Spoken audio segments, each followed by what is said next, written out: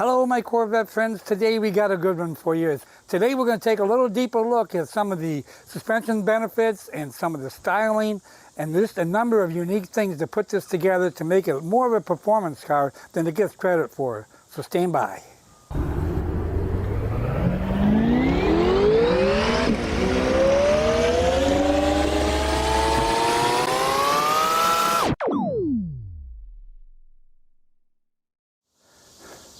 You know, when the designers and engineers got together, they wanted to make this car something different and something better, something competitive. And they did that through one is design and style. The outside of it had to look good so that it would sell, and it had to have absolutely good wind resistance or very little resistance in the rim.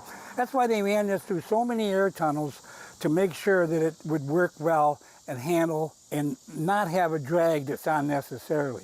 And when you look at it, you can tell it doesn't really have any drag you'd expect at all. You see a funny car and they look kind of the same way. They're very slooped down, what air runs over the top, and that's all for a reason. And the C4 went just like that same philosophy.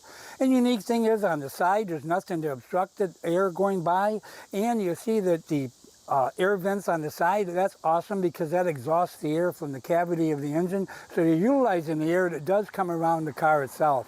Another unique thing that you may have never noticed, but on the back, we actually have a foil. It's a small little foil, but you know what? They did some tests on it when they ran it through these air tunnels, and they found it did have some power to push it down and the back, even that little bit. So that's kind of cool. Plus, it really gives it a little bit more style. But you look at the whole thing, and it's a package. It's an awesome package that was put together. Now, the other thing, the engineers had to work to get the suspension correct, and they did a couple really, really unique things. And I think the number one unique thing is the suspension on four-wheel independent suspension. And they did it in a very, very unique way. They used a monoleaf spring that was made out of fiberglass and transverse, so the spring could work on both wheels and based and centered in the middle, on the front and the back, and that would give each wheel totally independent suspension. And not only did it do that, it also gave it a lighter independent suspension. And then compared to a coilover or just about any other apparatus that they would use on independent suspension at the time. That's pretty cool. And that's pretty unique, and it came out with the C4 Corvette. Another very unique but a modern kind of day situation. Pretty cool, especially at the time.